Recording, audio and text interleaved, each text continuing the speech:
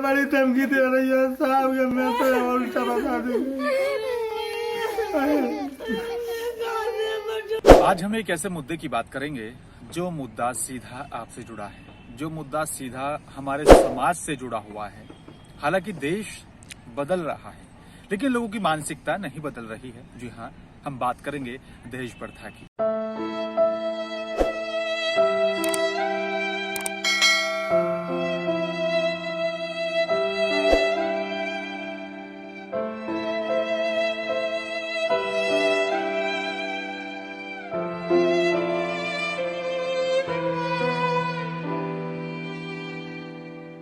जी हाँ, रामपुर से एक ऐसा मामला सामने आया है और आरोप पीड़ित पक्ष की तरफ से लड़के पक्ष पर यह लगाया जा रहा है कि 15 लाख रुपए दहेज में दिए गए, बावजूद इसके लड़का पक्ष बारात लेकर लड़की पक्ष के घर पर नहीं पहुंचा, जिसके चलते लड़की पक्ष के परिवार में सदमा कहें या फिर ये कहा जाए कि मायूसी छाई हुई है। सबसे पहले हम आपको सुनवाते हैं इस पीड़ित पक्ष का क्या कुछ कहना है।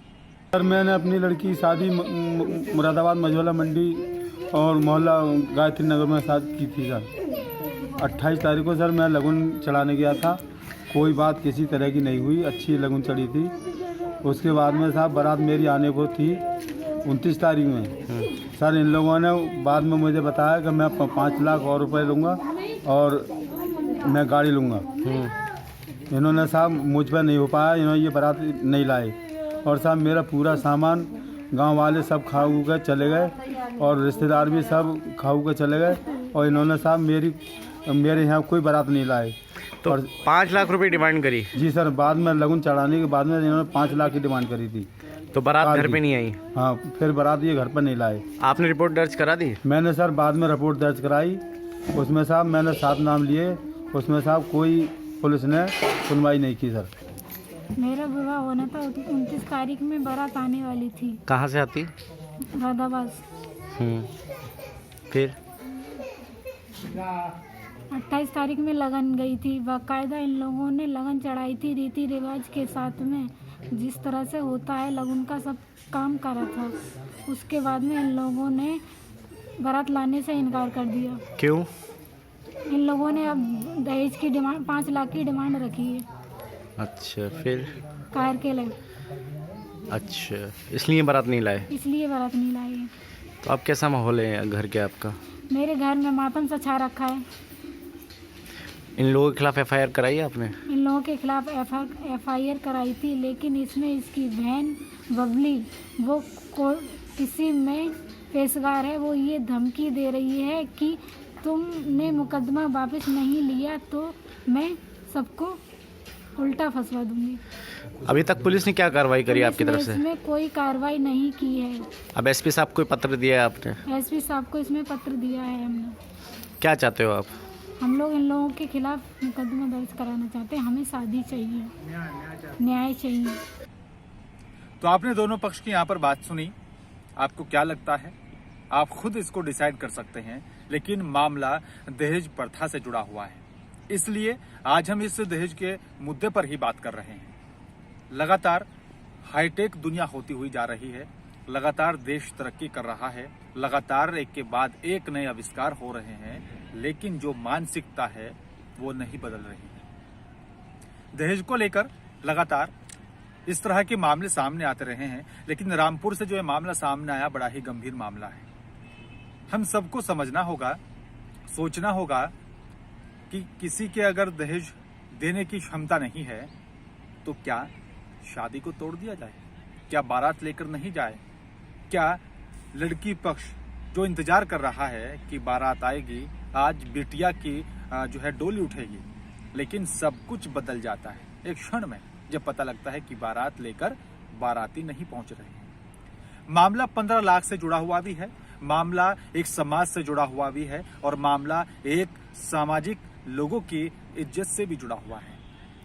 अब ये भी है और निकलकर सामने भी सवाल ये आता है कि क्या उस बिटिया का कसूर क्या है और जो समाज में इस तरह के लोग हैं उनके खिलाफ क्या कुछ कार्रवाई होनी चाहिए।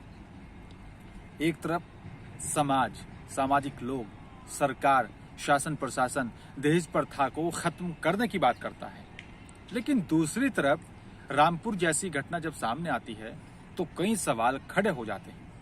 और ऐसा ये मामला पहला नहीं है, इससे पहले भी इस तरह के कई मामले सामने आ चुके हैं जहां पर दहेज की बलि कई ऐसी मासूम चढ़ चुकी हैं। दहेज अगर नहीं दिया या फिर जो दहेज की मांग की जा रही है, शादीशुदा हैं, उसके बाद हत्याएं कर दी जाती हैं। इस तरह के भी मामले हमारे देश के अंदर सामने लगातार आते रहते हैं। लेकिन हम सबको मानसिकता बदलनी होगी, हम सबको अपनी सोच बदलनी होगी। हम सबको ये सोचना होगा, अगर कोई गरीब बेटी, अगर उसके माँ बाप, उसके परिजन दहेज नहीं दे पा रहे हैं तो सबसे बड़ा दहेज जो लड़की, जो युवती है वो उसको दे रहे हैं, वो सबसे बड़ा दहेज है। अगर बावजूद इसके हमारी मानसिकता नहीं बदल रही है तो हम सबको ये सोचना होगा, समाज को जो आगे बढ़ाना है उसको लेकर क्या कदम उठाया जाए। लड़की चाहिए या फिर दहेज चाहिए, ये भी बड़ा अहम सवाल है। लेकिन जो इस तरह के मामले सामने आ रहे हैं उसको लेकर भी सरकार और प्रशासन को भी सचेत होना होगा। सरकार को ऐसा कोई कानून बनाना होगा कि अगर किसी मासूम के साथ इस तरह का कोई मामला घटता है, अगर दहेज के चलते इस तरह की वारदात का सामना करना पड़ता है, तो आरोपी के खिलाफ क्या कार्रवाई होनी चाहिए।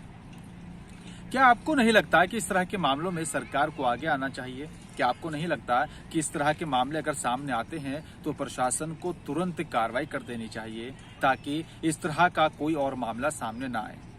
लेकिन दहेज का जुड़ा हुआ मामला ये पहला नहीं है, इससे पहले भी लगातार इस तरह के मामले सामने आते रहे हैं। लगातार शासन प्रशासन कार्रवाई करने का दावा करता रहा है, लेकिन हकीकत उससे कुछ और ही बयान होती है। कार्रवाई भी होती है, आरोपी को गिरफ्तार करने की बात भी कही जाती है, लेकिन इस तरह के मामलों में कमी नहीं आती। स्टार्ट। देश में ऐसे कई राज्य हैं जहां पर दहेज प्रथा को लेकर रेट तय किए जाते हैं, बाकायदा दहेज मांगा जाता है। मजबूरी में लड़की पक्ष देने को भी जो है दहेज को लेकर मजबूर हो जाते हैं, क्योंकि बिटिया को उठाना है, बिटिया को उसके ससुराल भेजना है। तो हम सबको अपनी मानसिकता बदलनी होगी। हम सबको सामाजिक कुरीतियां जो ये समाज में फल फूल रही हैं उसको खत्म करना होगा, और जो दहेज प्रथा है जिसको बढ़ावा मिल रहा है उसको लेकर हम सबको आगे आना होगा। सरकार प्रशासन को सोचना होगा, समाज में बैठे सामाजिक लोगों को भी सोचना होगा कि जो दहेज प्रथा चली आ रही है उसको कैसे खत्म किया जाए, ताकि रामपुर जैसी घटना सामने ना आए, ताकि एक बेटिया अगर उसकी डोली उठने वाली है और फिर पता ये चले कि उसकी बारात नहीं आ रही हो तो उसको कितनी ठेस पहुंचती होगी। ऐसा किसी और को इस तरह की घटना का सामना ना करना पड़े।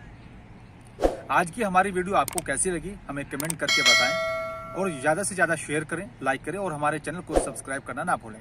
और अगर आपको लगता है कि आपका कोई मुद्दा है जिस पर सरकार प्रशासन काम नहीं कर रहा है, या फिर कोई मीडिया या फिर कोई पत्रकार उस मुद्दे को दिखा नहीं रहा है, हम सच्ची पत्रकारिता करते हैं, और अगर आपको हमारी सच्ची पत्रकारिता पसंद आ रही है तो आप अपना मुद्दा हमें बताएं, उस पर हम काम करेंगे। उस मुद्दे को हम उठाकर सरकार और प्रशासन के सामने लाने का काम करेंगे। नमस्कार।